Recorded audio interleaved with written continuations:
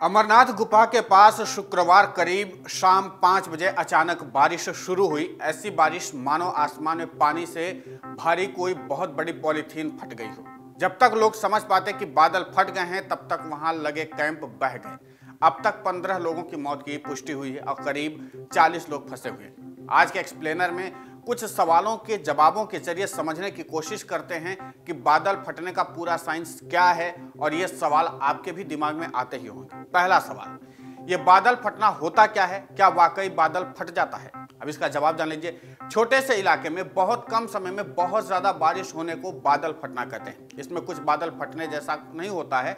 हाँ, ऐसी बारिश जो इतनी तेज होती है जैसे बहुत सारे पानी से भरी एक बहुत बड़ी पॉलीथीन आसमान में फट गई हो, लेकिन इसे हिंदी में और अंग्रेजी में क्लाउड बस्ट के नाम से पुकारा जाता है। इसकी भयावहता का अंदाजा लगाने के लिए अगर इस गणित को 1 वर्ग मीटर के बजाय 1 वर्ग किलोमीटर के इलाके में फिट कर दें, तो जब भी 1 वर्ग किलोमीटर इलाके में 1 घंटे से कम समय में 10 करोड़ लीटर पानी बरस जाए तो समझिए वहां बादल फट गए। यानी अगर अमरनाथ में बादल फटा है तो उसके 20 से 30 वर्ग किलोमीटर के इलाके में 1 घंटे से भी कम समय में 200 से 300 करोड़ लीटर से ज्यादा पानी बरस गया होगा।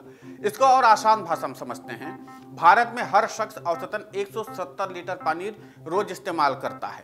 इस हिसाब से गुणा भाग अगर करें तो बादल फटे पर जितना पानी 1 घंटे से कम समय में बरस जाता है, उतना पानी करीब 20 लाख लोग 9 दिनों तक इस्तेमाल करते हैं। भारत के करीब 300 शहरों की आबादी 20 लाख के आसपास है। आगे बढ़ने से पहले देखिए, बादल फटने का एक जो तस्वीर होती है उसको समझ लीजिए।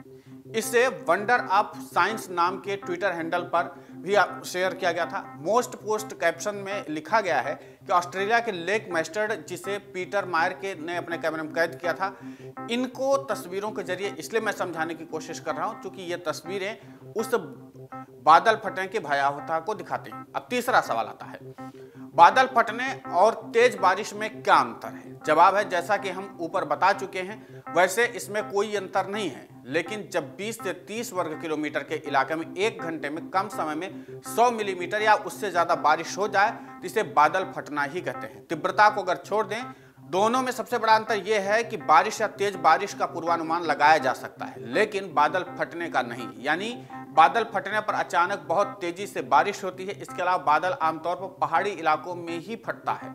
अगर भारत में कहें तो आमतौर पर बादल हिमालय में ही फटते हैं। चौथा सवाल, अब ये बताइए कि बादल फटते क्यों हैं? ये सबसे अहम सवाल है। तो सबसे अहम सवाल का आप इसको ऐसे समझ सकते हैं। सबसे पहले बादलों को जान लेते हैं। बादल सूरज की रोशनी से चलते हैं। बादलों को सबसे पहले जान लेते हैं। सूरज की गर्मी के चलते मोटे तौर पर समुद्र के ऊपर बने भाप के गुबार होते हैं, जो समुद्र की नम हवाओं के साथ बहकर धरती के ऊपर आते हैं। घने बादलों वाली ये नम हवा जब समुद्र से धरती पर पहुंचती है तो हम कहते हैं मानसून आ गया। अब आते हैं सीन नंबर 3 पर और 2 पर। इससे पहले बारिश को समझते हैं। हम सभी ने देखा है कि फ्रिज का ठंडा पानी किसी गिलास या जग में भरने पर उसकी सतह पर पानी जमा हो जाता है, और ठीक ऐसे ही जब ऊपरी वातावरण में बादल ठंडे होते हैं तो बूंदों में बदलने लगते हैं। इसे ही बारिश कहा जाता है। देखिए, होता यह है कि मानसूनी हवाओं वाले बादल हिमालय से टकराकर सीधे भारी मात्रा में जमा हो जाते हैं, और एक ऐसा समय आता है कि किसी इलाके के ऊपर मंडरा रहे बादल पानी से भरी थैली की तरह फट जाते हैं। यानी बहुत तेजी से एक छोटे से इलाके में बरस पड़ते हैं। यही तो है बादल फटना। अब 5वां सवाल जो है, बादल अक्सर बद्रीनाथ और केदारनाथ जैसे ऊंचे इलाकों के आसपास क्यों फटते हैं?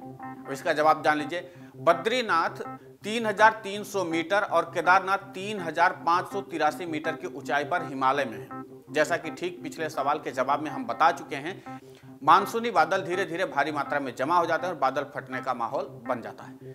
अब छठे सवाल में जानते हैं कि किन महीनों में बादल फटने का जो अवसर होता है वो सबसे ज्यादा होता है, यानी डर कब होता है। भारत के सबसे दक्षिणी राज्य केरल में मानसून आमतौर पर 1 जून को पहुंचता है। समुद्री नमी और बादलों वाली ये हवाएं जुलाई के पहले सप्ताह तक हिमालय तक पहुंचती हैं। मानसून भी जुलाई, अगस्त और सितंबर के दौरान सबसे ज्यादा सक्रिय होता है।